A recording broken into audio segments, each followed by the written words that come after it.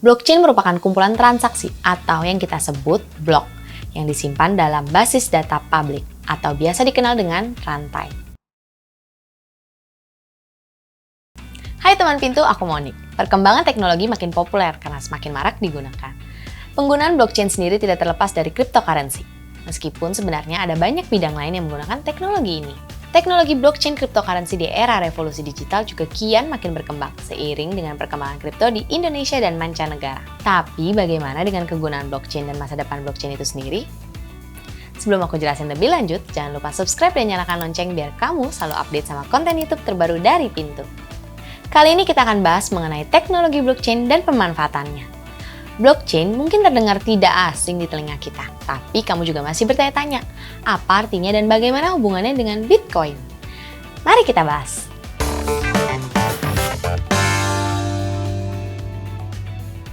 Blockchain adalah sistem penyimpanan transaksi digital yang mencatat semua transaksi secara permanen, yang juga disimpan di dalam sebuah database publik atau ledger. Jadi bisa dibilang blockchain memastikan kepercayaan dan validitas transaksi yang telah terjadi akan disimpan secara kekal dalam basis datanya, dan juga memungkinkan blockchain untuk menyimpan dan mentransfer nilai secara digital. Bagaimana dengan transparansi di dunia blockchain dan kripto? Kehadiran blockchain dianggap menjadi standar baru dalam transparansi di dunia keuangan.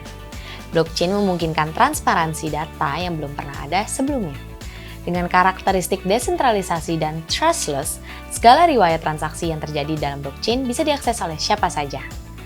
Namun, di saat yang sama, tidak bisa dimanipulasi oleh siapapun.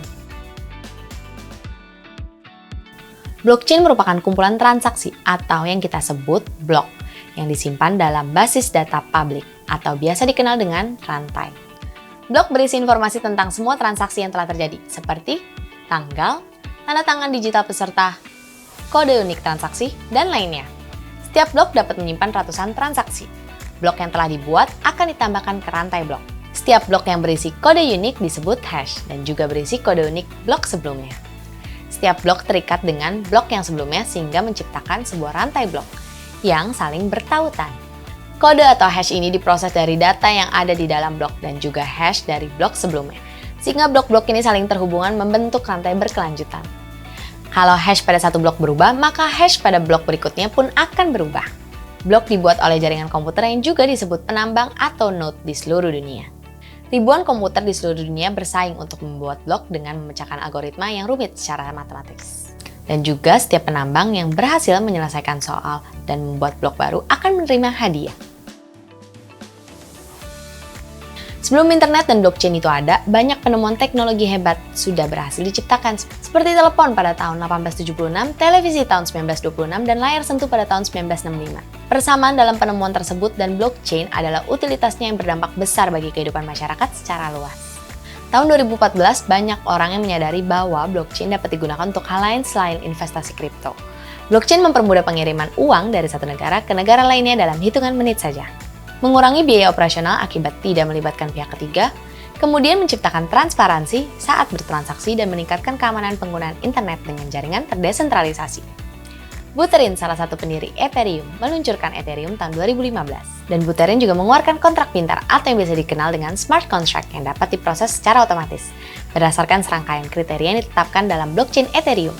Pengembang Ethereum tertarik untuk mengubah ke sistem konsensus baru yang disebut Proof of Stake, di mana konsep Proof of Work blockchain sebelumnya di mana penambang membuat blok baru. Proof of Stake memiliki tujuan yang sama dengan Proof of Work, tetapi tidak ada imbalan blok, melainkan penambang mendapatkan biaya transaksi. Proof of Stake dapat melakukan penghematan energi dan juga biaya.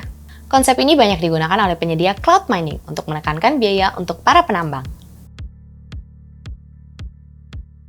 Karakteristik dari blockchain. Pertama, terdesentralisasi.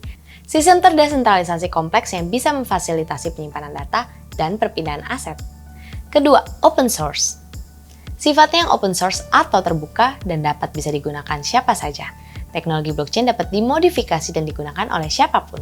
Ketiga, tahan terhadap perubahan data. Data pada blok yang sudah diverifikasi dan masuk ke rantai blockchain bersifat immutable atau tidak bisa diubah. Hal ini membuat jaringan blockchain sangat tahan terhadap manipulasi data. Keempat, dikunci menggunakan kriptografi.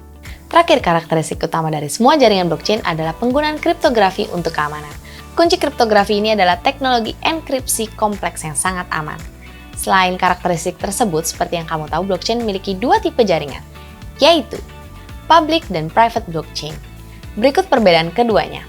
Otoritas public blockchain terdesentralisasi, sedangkan private blockchain terpusat. Selain public blockchain itu terbuka untuk publik, transaksi per detik lebih sedikit dan memiliki token asli, tetapi punya resiko dan konsumsi energi yang tinggi, serta lebih lambat dalam soal kecepatan. Sebaliknya, private blockchain. Jaringan hanya terbuka untuk pihak tertentu. Transaksi per detik lebih banyak dan tidak memerlukan token asli. Dengan kecepatan yang lebih cepat dan konsumsi energi dan resiko pastinya lebih rendah. Salah satu perkembangan pesat penggunaan teknologi blockchain adalah CBDC atau Central Bank Digital Currency. CBDC adalah mata uang fiat yang dibangun di atas jaringan blockchain namun dikontrol oleh pemerintah yang membuatnya. Negara seperti Indonesia dan Amerika Serikat sedang dalam proses merencanakan dan membuat CBDC. Implementasi teknologi blockchain dalam berbagai industri lain akan terus berkembang seiring dengan peningkatan popularitas dan adopsi cryptocurrency. Nabung kripto di Lock-Earn, bonus lebih tinggi.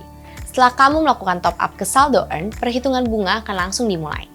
Pada fitur Flexi Earn, bunga akan dibayarkan setiap jam selama aset masih ada di dalam saldo.